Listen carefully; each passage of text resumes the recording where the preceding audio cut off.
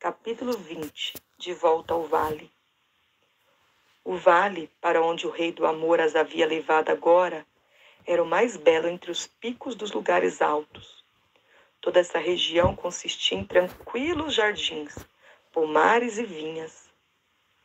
Aí cresciam as flores das mais raras belezas e lírios de todas as espécies. Havia também árvores de especiarias de muitas qualidades de frutas, castanhas, amêndoas, nozes e muitas outras variedades, até então desconhecidas, de graça e glória. Os jardineiros do rei, sempre ativos, podavam as árvores, cuidavam das plantas e das vinhas e preparavam os canteiros para as semeaduras. Essas plantas o próprio rei as transplantava dos vales, cujo solo não oferecia boas condições.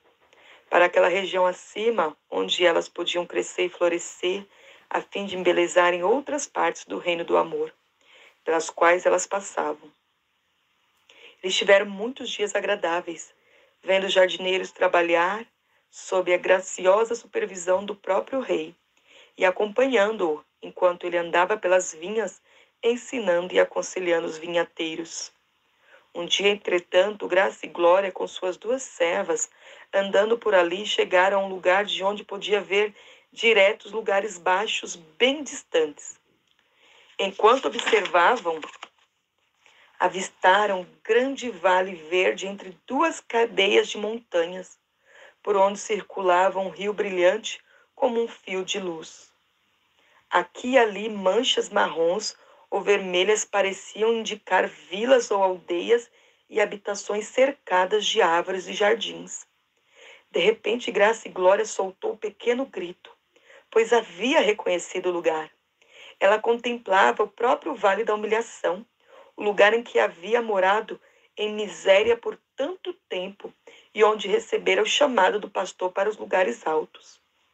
Sem dizer palavra, ela se assentou na relva e, continuando a olhar, pensamentos 1000 povoavam-lhe a mente. Lá embaixo estava o pequenino chalé branco em que havia morado, os campos onde os pastores guardavam os rebanhos do rei, e os apriscos.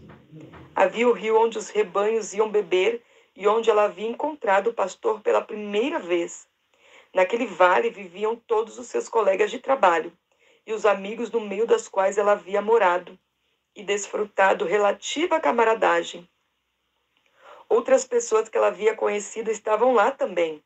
Ao lado da vila estava o chalé da tia Sombria Agorenta, na qual Graça e Glória havia passado sua miserável infância, com as primas Desânimo e Recorosa e o primo Covardia. Ao pensar neles e na sua miséria existência, uma agulhada de compaixão e pena atravessou-lhe o coração. Pobre tia Sombria, tentando esconder o sofrimento que lhe causavam os casamentos desastrosos de suas 2 filhas e a amargurada pelo vergonhoso comportamento do seu filho querido, ela viu as residências de outros parentes seus, o solar do velho e decrépito Lorde Covarde, vivendo sempre torturado por frustrações e pela aproximação da morte. Lá estava a casa de orgulho. As casas vizinhas eram de amargura e de ressentimento. Debaixo daquelas árvores escuras morava o miserável autopiedade. Ela reconheceu as moradas daqueles que havia perseguido durante a jornada para os lugares altos.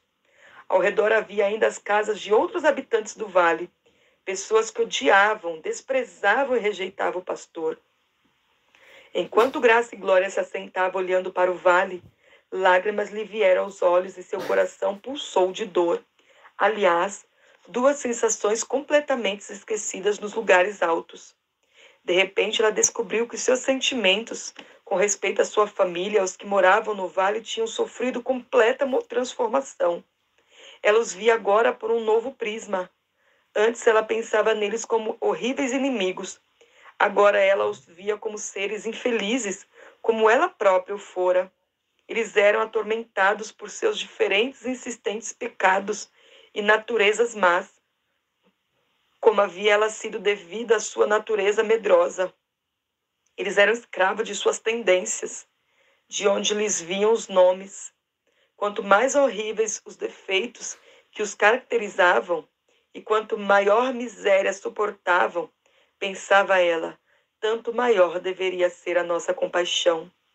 Ela mal podia suportar a ideia de por tantos anos não apenas ter tido medo deles, mas também de os ver condenado, desdenhando sua miséria e dizendo a si mesma que a culpa de tudo era toda deles. Sim, ela detestada,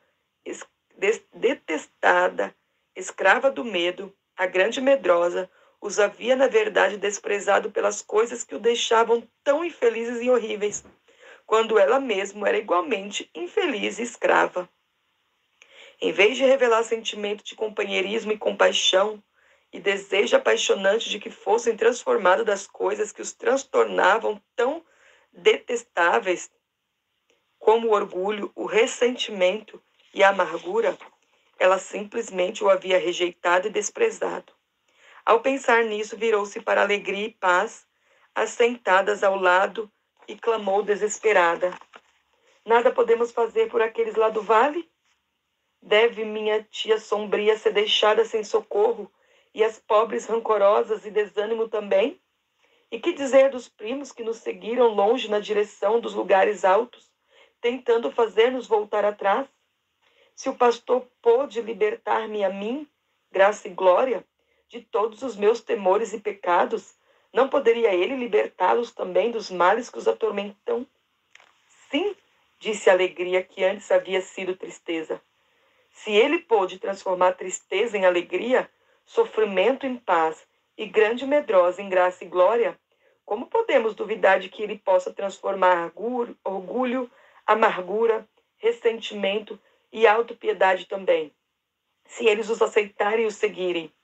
E sua tia sombria pode ser transformada em louvor e gratidão, bem assim como o pobre desânimo e a infeliz rancorosa. Nós não podemos duvidar de que ele possa ser completamente liberto de todos os males que os atormentam. Mas exclamou Graça e Glória: como poderão ser persuadidos a seguir o pastor? No momento eles odeiam e não querem nem se aproximar dele. Então Paz, que antes fora sofrimento, disse tranquila: eu soube que quando as pessoas são levadas à tristeza e ao sofrimento, ou às privações e humilhações, nos momentos de grande necessidade, elas se preparam para conhecer o pastor e buscar sua ajuda. Nós sabemos, por exemplo, que tia sombria, agorenta, é desesperadamente infeliz em virtude do comportamento do pobre covardia, e isso pode prepará-la para receber o pastor. Pobres desânimos e rancorosa, tão infelizes, ainda não têm sentido necessidade do pastor, mas é possível que seja agora o tempo de tentarmos persuadi-las a buscar o auxílio dele. Sim, exclamou Graça e Glória, tenho certeza de que você está com a razão. Oh, se ao menos pudéssemos ir até elas, se ao menos estivéssemos em meio de ajudá-las a encontrar o que encontramos.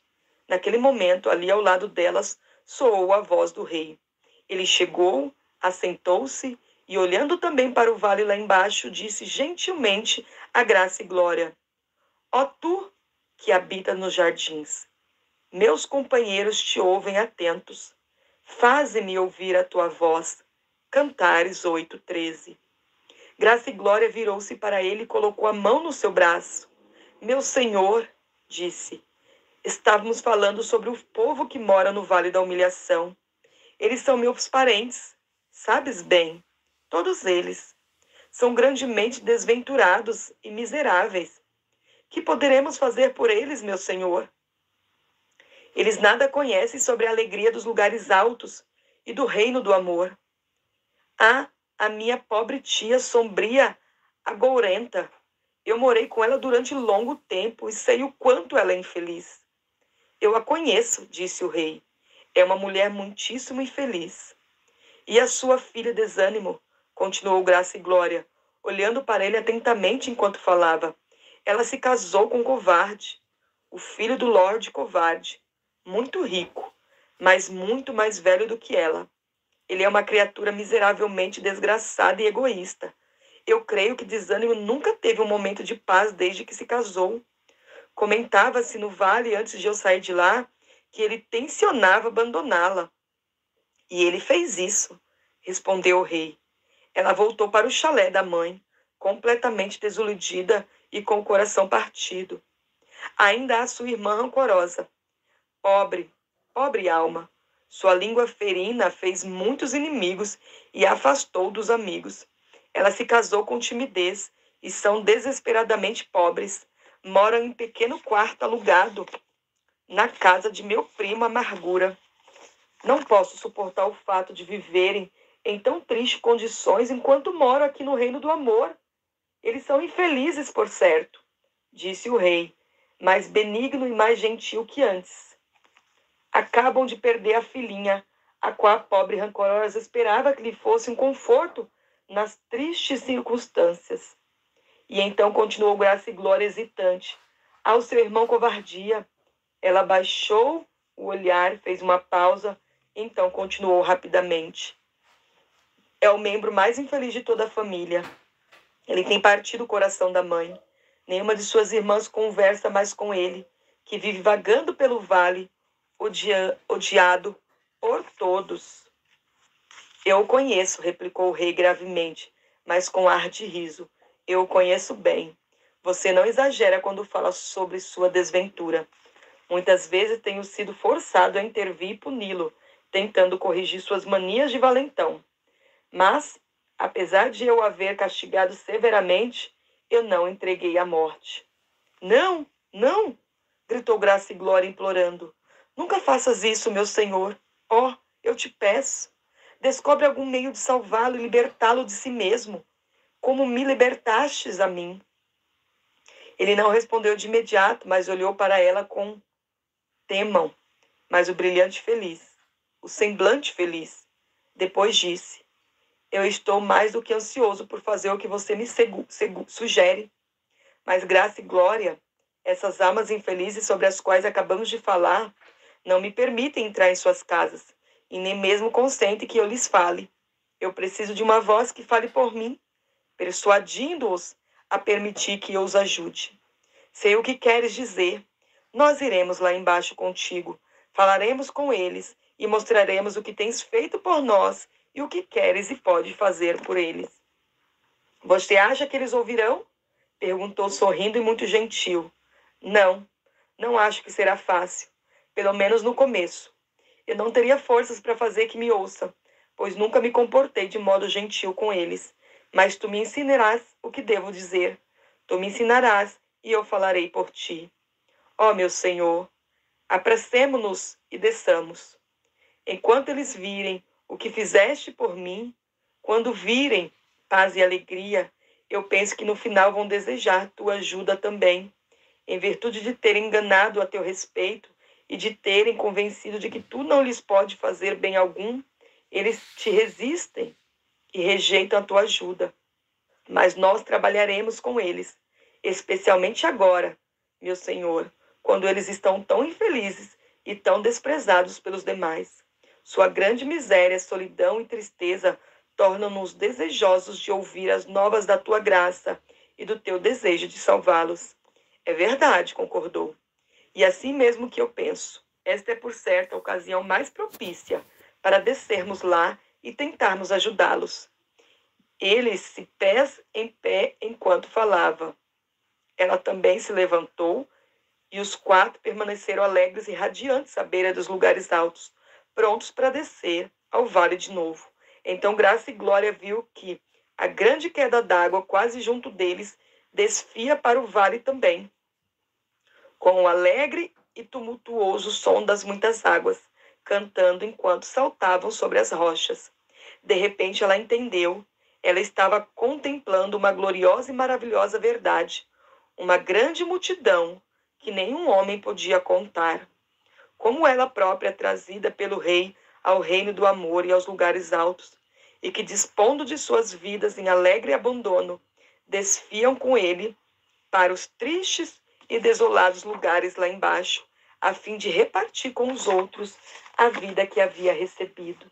ela mesma não passava de uma gota no meio daquela alegre e exultante multidão de abnegados, os seguidores do reino do amor, unidos a ele e uns aos outros, cada qual igualmente abençoado e amado como ela própria se sentia, porque ele amava cada um de nós. Ela disse a si mesma, como se houvesse somente um para amar.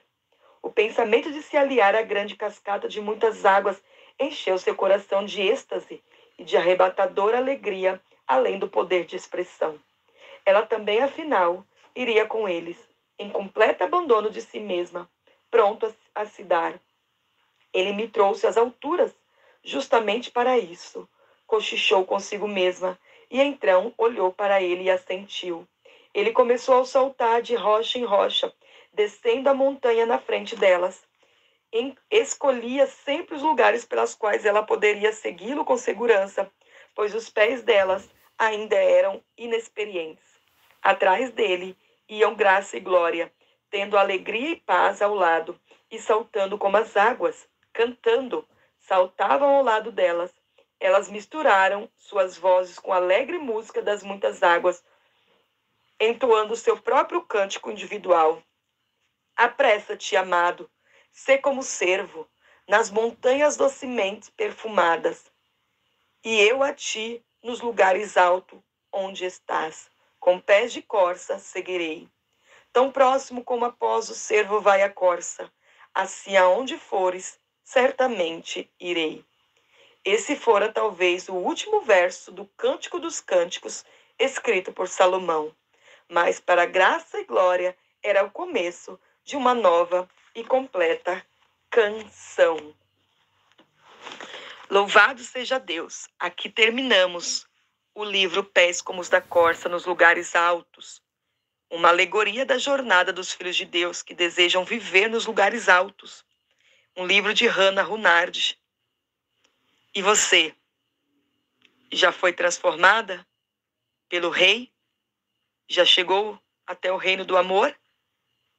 Já teve em você plantada ou plantado a flor do amor para que você possa ser e experimentar a transformação e, através da sua transformação, transformar e impactar novas vidas? Essa é uma oportunidade que o grande Rei nos dá. Sermos transformadas, ter os nossos defeitos transformados em qualidades, para que outros possam conhecer o grande pastor. Os vales, as privações, os desafios que você passa é para te transformar em uma nova mulher, em um novo servo do Senhor, para que outras pessoas sejam alcançadas. Que Deus te abençoe. Nós terminamos este livro aqui e semana que vem vamos iniciar um novo livro, que é a continuação dessa grande jornada, não agora da grande medrosa, mas agora da graça e glória. Uma nova mulher que vai mostrar para aqueles que ela achava que eram seus inimigos o quanto o pastor é maravilhoso e transforma vidas. Que você tenha a sua vida transformada para que outras pessoas possam ser alcançadas por este amor. Fique na paz do Senhor Jesus Cristo. Deus te abençoe. Um grande abraço de sua irmã Miriam Tavares. Fique na paz do Senhor Jesus Cristo. E se você quer ouvir os outros áudios deste livro, acesse o meu canal e você vai ser abençoado com essa grande experiência de uma mulher que foi transformada no reino através do Senhor, nos lugares altos chamados de reino de amor. Deus te abençoe. Fique na paz do Senhor Jesus Cristo.